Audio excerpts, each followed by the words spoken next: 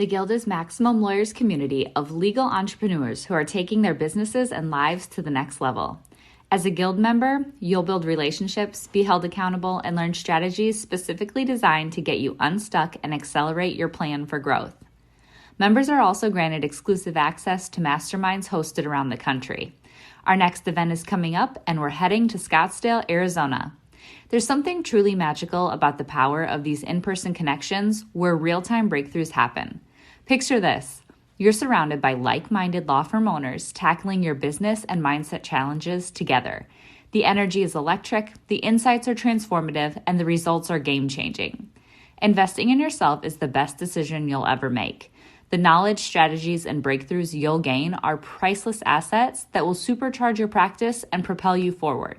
Join the Guild and secure your ticket to Scottsdale at the best possible price by visiting maxlawevents.com. Hi, I'm Becky Zobl. I'm with LaFleur Marketing in Grand Rapids, Michigan, and this is the Maximum Lawyer Podcast. Well, we just had a great episode with Becky Zobl. We met her through Filevine, and she's been a good resource to bounce things off of. So many people in the legal marketing space, I think, are just full of crap. And she's sort of a straight shooter. And she piqued our interest because what she said is very consistent with what we say about marketing. And so we wanted to share her wisdom with all of you.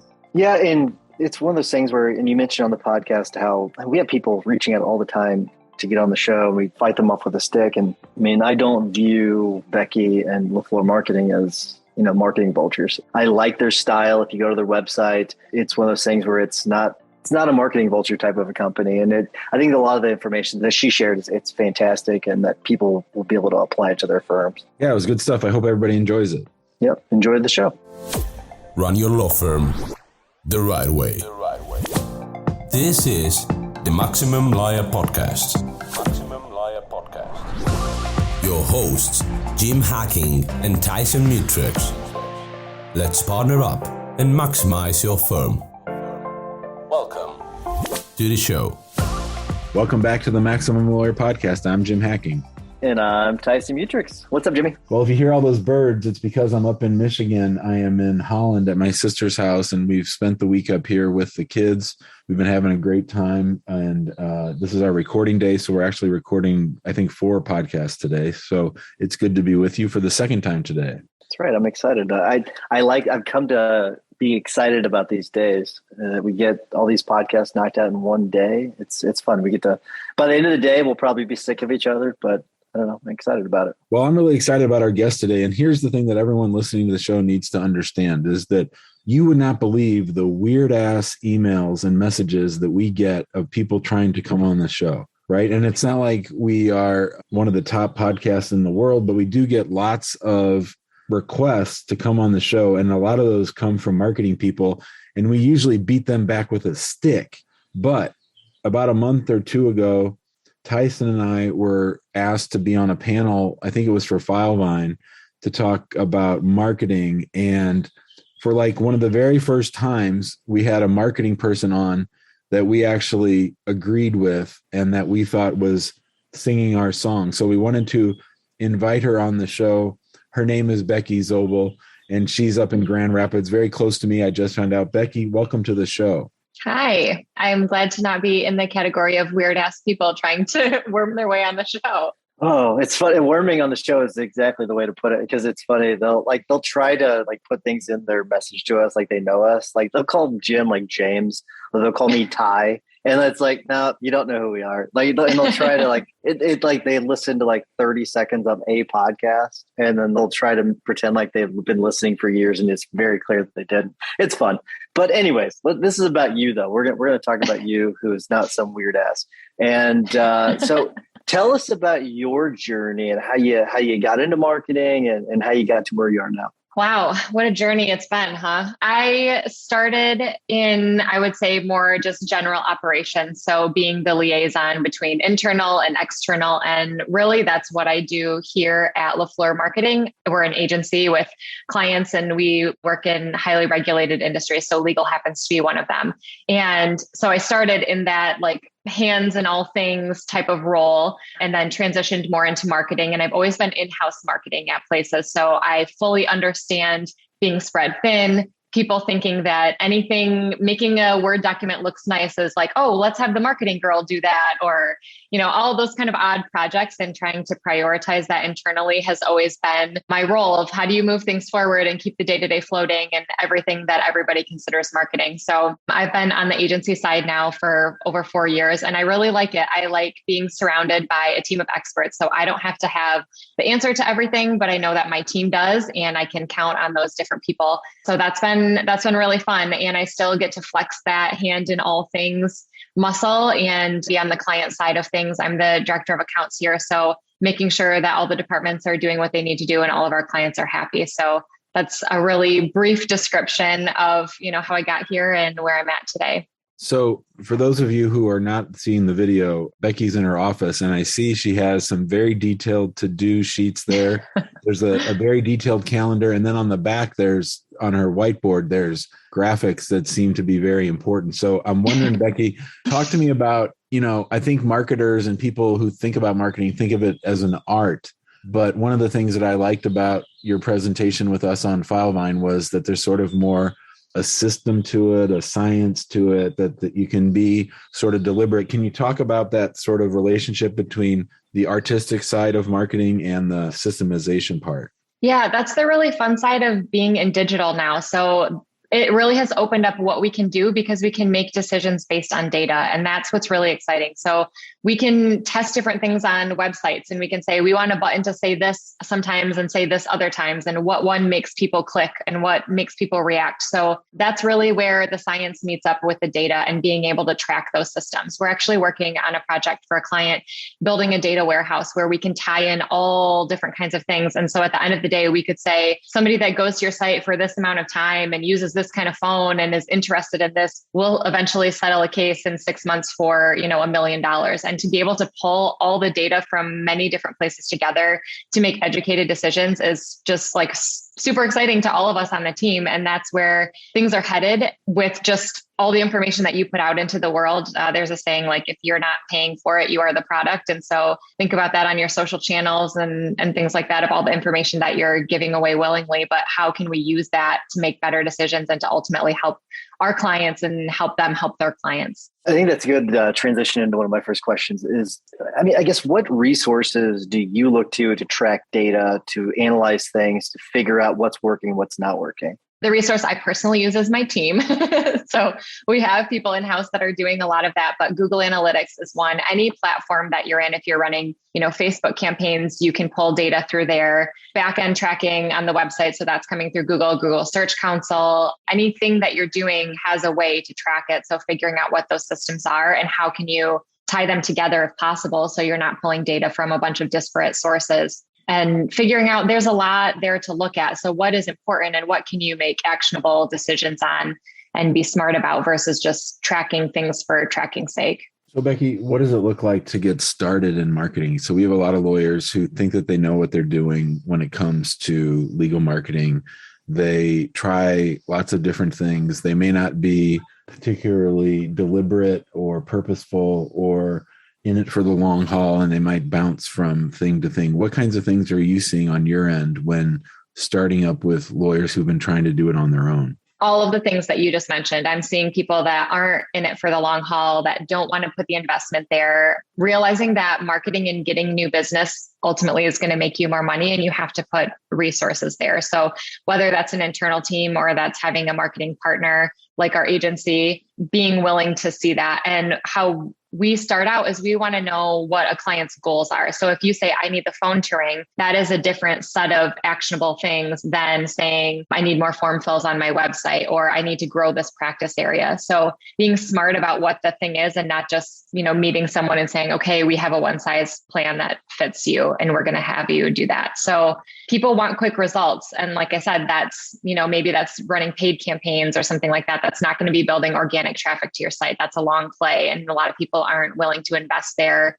and put time and energy there when that could be longer term success for them. So tell me about the dynamic between, working with a firm and working with a marketing agency. So for example, like we do all of our marketing in-house. Let's say we were to shift over to working with a marketing agency. And I know you talked a little bit about the goals, but what is it like? Like, what's the back and forth like? Are you like an extension of their firm, or how does all that work? Yes, absolutely. And our most successful relationships are with firms that are very interested in what we're doing and willing to give us time and willing to give us feedback. We can report to you on how many conversions we saw on your site, but if we don't get data from you of, are these good leads? What is it looking like converting them to a case? And, ultimately, how long did that take? And what did they settle for? And things like that, that helps us make better decisions. So we understand the goals. We come up with a plan for each of our clients that's specific to what they want to do. Like I said, we don't do packages or one size fits all for anybody. So we come up with what that plan is. And then we communicate very regularly. A lot of clients, we have a scheduled call on a biweekly basis. We communicate in between there, but we will go over the things that we are making, the specific deliverables. We go through reporting once a month. So we want to show how what we're doing is helping. And that's where getting that feedback and being able to understand what data is valuable. So we don't want to just show you cherry pick good numbers. Like we want to show you this is what's happening up or down, and here's what we're doing to fix that or address that, or here's ideas that we have to shift strategy. So we're communicating pretty regularly with our clients. Sometimes, that's with a partner. Sometimes that's with a marketing manager that they have. Sometimes it's an operations person that oversees their marketing efforts. So that depends firm to firm, but really having somebody there that is invested in what we're doing is what's going to make it the most successful relationship. Let's say we have a law firm owner whose back is up against the wall and they need to start getting results quickly from their marketing, and they're interested in longer term planning, but for right now, they need some more cases. Where would you guys start? Based on that information, I would say we would probably start some type of paid campaign. That's what's going to get them fast results. Like that's putting gas on the fire now, while we would slowly be building up that long-term plan. So is that email automation to be nurturing leads and keep that funnel growing. And that's going to be the bigger play. But if you need something immediate, that's probably going to be putting some type of paid strategy together. All right. So I'm going to ask a follow-up to that one, because I know people are thinking this, and it's something I've thought about quite a bit. Is the long-term strategy worth it, right? Or is it worth it to just go jump right in with paid ads? And I think I know what you're going to say, but maybe you'll surprise me. Like, is it worth putting in the time, the effort, the money for that long-term organic strategy? Or is it worth it to just jump in with ads? I'm going to say yes. And is that what you thought that I was going to say yes? Okay. So I'm going to say yes, because if you have paid ads and they're saying how great you are, and that you know everything in your industry and people should trust you, and then you send them to your website to make some kind of conversion, to call you or to fill out a form or something like that, and they go to your website and you don't have content there backing up that you know what you're talking about, you don't have results to show, client success stories, things like that, that's all just going to fall flat. So those are, you can get somebody in the door, but you need to keep them interested. And that's what's going to help you build that credibility. And those things, while they take time, that's what's going to start delivering for you. And we saw that for ourselves as an agency, putting a foot in both worlds. It took a while to get that organic traction, but now we see form fills and we see people coming to our site searching for, legal marketing. And then they're finding our site, they're downloading an ebook, they're learning more about us. And we see that user journey, and that's where the tracking can come into play. So having a CRM system in place where you can say, okay, this person came to our site on this date, and then they filled out a form and they were in our email list, and we've been nurturing them with drip campaigns and newsletters. And then they looked at this other thing, and then they, went to somebody's profile on LinkedIn, and now they're ready to make a decision. That's a long process for some people. And if you just show an ad and then you don't have anything to back it up, it's just going to fall flat. Running your own practice can be scary, whether you're worried about where the next case will come from, feeling like you're losing control over your growing firm, or frustrated from being out of touch with everyone working under your license. The stress can be overwhelming. We will show you how to turn that fear into a driving force of clarity, focus, stability, and confidence that eliminates the roller coaster of guilt-ridden second-guessing and mistake-making to get you off that hamster wheel for good. Maximum Lawyer in Minimum Time is a step-by-step playbook that shows you how to identify what your firm needs and how to proactively get it at every stage of the game, so you're prepped and excited for the inevitable growth that will follow. Name the lifestyle that you want, and we'll show you how to become a Maximum Lawyer in minimum time.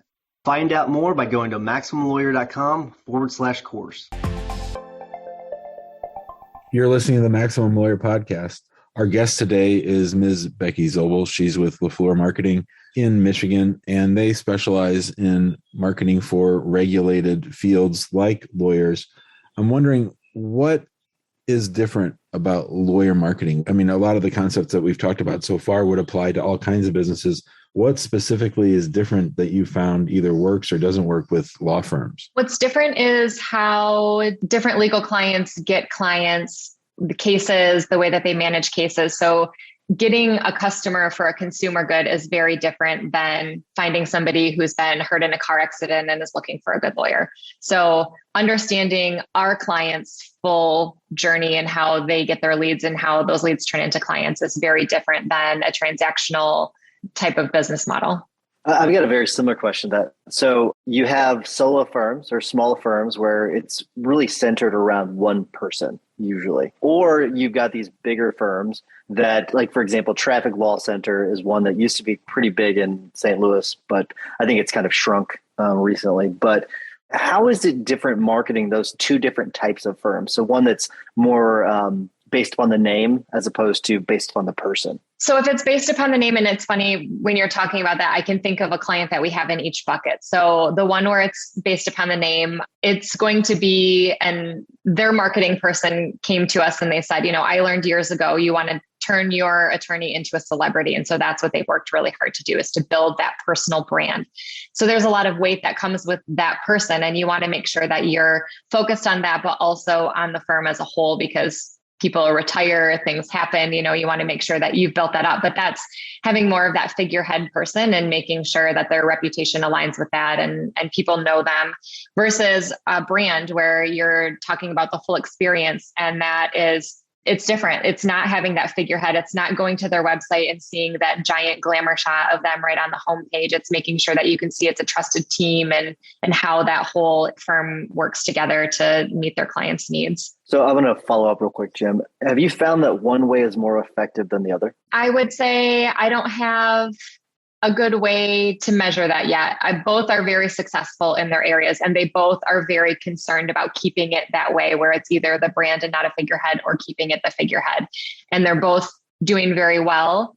So I can't say that, well, they were a figurehead and everything fell flat, and so we had to switch it over to this other way, because they're very established in the ways that they're doing things. Talk a little bit about giving away content and sort of direct response marketing, trying to get people to raise their hand as opposed to just branding for branding's sake. So giving away content and getting people to raise their hand, that's more that organic side. So you want to answer a question that somebody would have. And that's where looking at search data and what are long tail is what they're called long tail keywords that people are searching for. So having that information available so that you are that authority when people get into a car accident, have some type of medical malpractice, whatever area you're in, they know to come to you and they're learning about things on your site.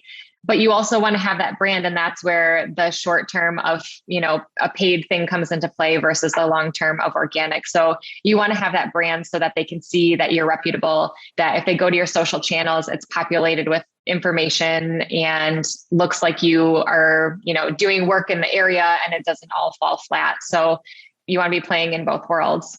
So at what point, Becky, do you think firms that are handling their marketing in-house, at what point should they start to consider, okay, this is something where I need to bring on a marketing agency as opposed to keeping it all in-house? I think if there's an area where they're not seeing growth, if they don't have certain expertise in-house. So in our agency, and I'm sure this is with a lot, like we have a team of designers, a team of developers, we have content specialists, paid media specialists.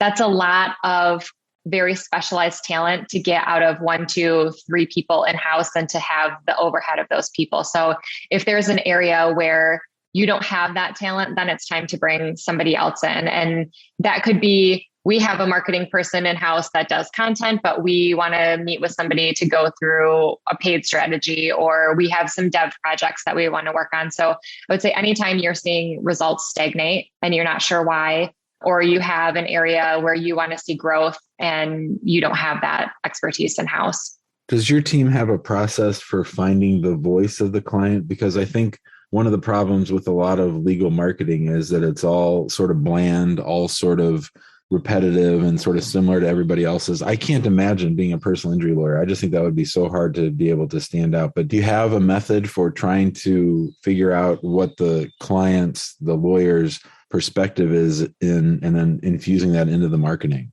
We do. So I guess the way that we do that is when we become partners with somebody, we have an onboarding call, and it's usually an hour, 2 hours, where we have everybody on our team that will be working on the account and any stakeholders in their business. And we go through a lot of questions like, where are you looking to grow? Tell us about your business. Tell us about your competitors.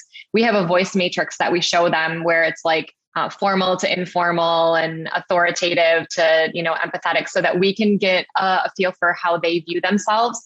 We ask a lot of questions, and it's good to get the perspective of everybody that they bring on the call. And then we always say, as we start writing things for you, there's more feedback at the beginning where you would say, maybe tweak this or come at it from this angle. And then as we get the hang of that and, our teams work together more, there's less need for that really fine tooth comb going through things. So the short answer is the more that we get to know a client and the better feedback they give us, the more that we can hone in on that voice. But we keep very detailed documents for each of our clients where if they say, I never want to use the term victim or something like that, we can go back to it. So if our writers on staff are, changing around or anything like that, we always have that Bible to go to for each client.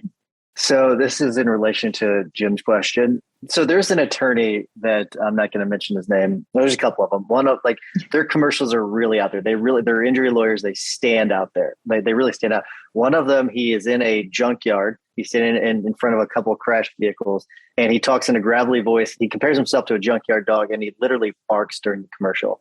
And it's really something that I think about, right? But the question is because I see this all the time. It's a lot of chest beating marketing, is what I would call it, where they're beating their chest and they're saying how great they are.